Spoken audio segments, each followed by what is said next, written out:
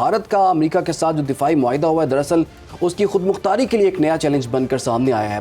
تجزیہ کاروں کا یہ بتانا ہے کہ واشنگٹن کے دباؤ اور عالمی تنہائی کے باعث نئی دہلی کو یہ قدم اٹھانا پڑا جس سے اس کی غیر جانبدار خارجہ پالیسی کمزور ہوئی ہے. اور ایسے وقت میں جب بھارت اپنی دفاعی خود مختاری امریکی اثر میں دے رہا ہے، پاکستان ایک متوازن اور خود مختار سفارتی راستے پر گامزن دکھائی دیتا ہے. بالکل، جہاں امن بات چیت اور علاقائی استحکام کو ترجیح دی جا رہی ہے اور یہ تاثر اب مضبوط ہو رہا ہے کہ خطے میں قیادت اور سفارتی اعتبار سے پاکستان دوبارہ ایک مؤثر کردار کے طور پر ابھر رہا ہے. اسی پر بات کریں گے. ملک صاحب، آپ کی جانب آؤں گی.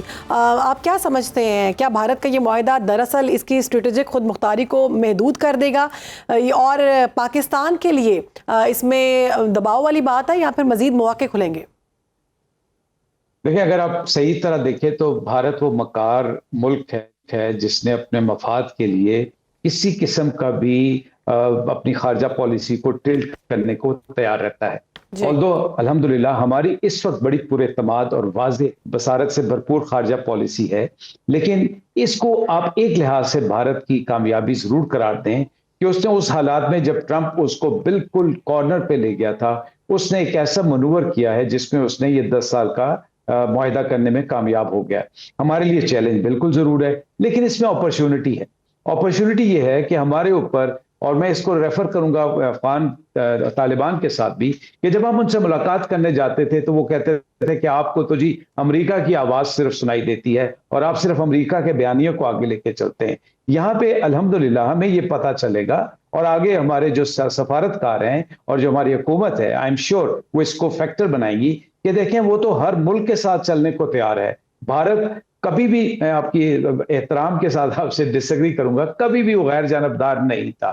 کولڈ وار میں دیکھیں تو اسے مکمل طور پہ اپنا ٹلٹ جو تھا وہ سوویت یونین میں ڈالا ہوا تھا.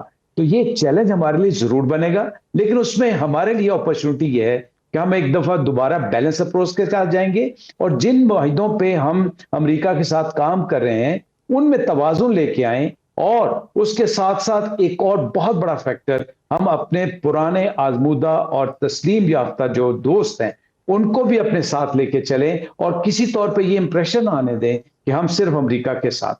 اچھا بلوچ صاحب، آپ اس بات سے ایگری کرتے ہیں کہ پاکستان کے لیے ایک چیلنج ہے یا پھر ایک اپرچونٹی ہے، اور خطے کے توازن کو آپ کس طرح سے دیکھ رہے ہیں اس 10 سالہ معاہدے کے بعد؟ دیکھیے، بیلنس آف پاور کی بات اٹس ویری ٹیکنیکل ٹرم، لیکن اس کے حوالے سے پاکستان دونوں ہی جہت میں ایک ڈیٹرنٹ جو ہے وہ قائم کر چکا ہے.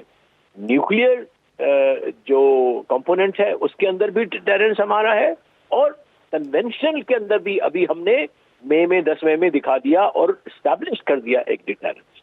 لہٰذا میں اس کو ایک فوری خطرہ نہیں قرار دوں گا، لیکن ایک ایسی کیلکولیشن دیکھنی چاہیے کہ اب یہ کیا کرنے جا رہے ہیں. لیکن ایک بات تو بڑی واضح ہے، دیکھیے ہمیں اس بات کو سمجھنا چاہیے کہ آنے والے سالوں میں، 5 سال میں، 10 سال میں 2 میجر طاقتیں ہیں جو کہ برسر پیکار ہوں گی، اور وہ ملٹری لیول کے اوپر بھی ہوں گی اور اکنامک، اور وہ ہے چائنا. اور ایک بات میں پھر انڈر لائن کرنا چاہوں کہ پاکستان اور چائنا کی فرینڈشپ ایک اسٹریٹجک فیصلہ ہے، قوم کا فیصلہ ہے، جو گزشتہ اب 50 سال سے زیادہ جو ہے ہو گئے ہیں، بلکہ اس سے بھی زیادہ just after we had established our relationship with China اور انڈیپینڈنس.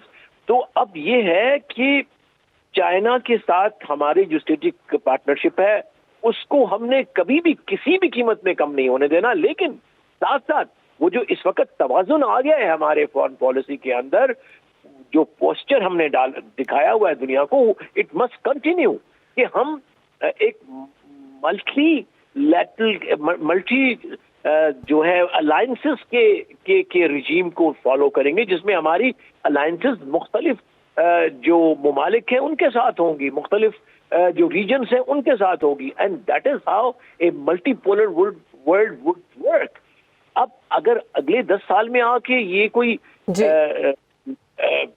امریکہ اور انڈیا کا جو الائنس ہے وہ خدا نخواستہ اینٹی پاکستان کو کوئی ایسا اسٹینس کرتا ہے، تو obviously then we'll take steps accordingly according to that. بالکل ٹھیک ہے. کوئی اس کو مد نظر رکھتے ہوئے آگے اسٹیپس لینے ہوں گے. بہت شکریہ, ہمارے ساتھ ہی رہے گا. ملک صاحب, آپ کی جانب آؤں گی. بھارت کے امریکہ سے 10 سالہ دفاعی معاہدے کے بعد آپ کیا سمجھتے ہیں خطے کے میں اگر طاقت کے توازن کو دیکھیں تو یہ کس طرف جا رہا ہے, اور پاکستان کے لیے اس ساری معاہدے کی صورت میں کیا اثرات ہیں جو مرتب ہو سکتے ہیں سفارتی طور پر؟ دیکھیں, سفارتی طور پہ آپ اس وقت ایک بہت اپر ہینڈ پہ ہیں.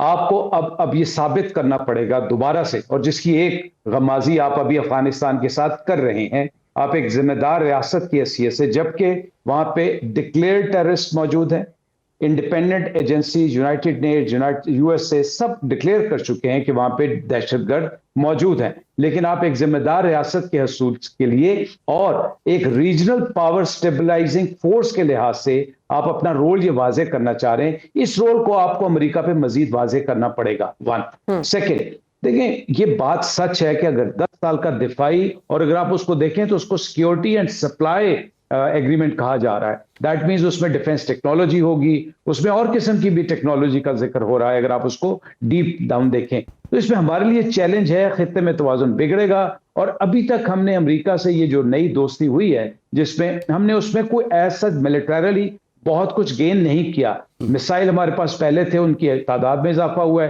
کچھ چیزیں اور آئیں گی. اور اصل جس پہ میں بالکل ایگری کروں گا کہ ملٹری سے زیادہ ہمیں اکنامکس پہ زور دینا چاہیے. جب تک ہماری اکانومی سٹرونگ نہیں ہوگی, جب تک ہم اکنامکلی ایکسپورٹس بڑھائیں گے نہیں, تب تک ہم ملٹری میں بھی نہیں آگے آ سکتے.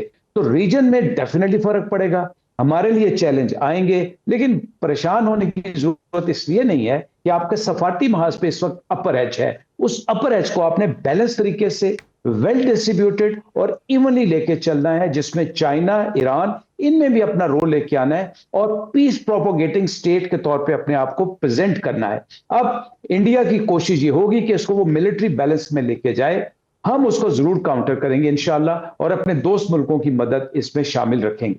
بالکل, آپ نے ٹھیک کہا. ارشد ملک صاحب آپ ہمارے ساتھ موجود ہیں. جیرا بلوچ صاحب, آپ کا بھی بہت بہت شکریہ.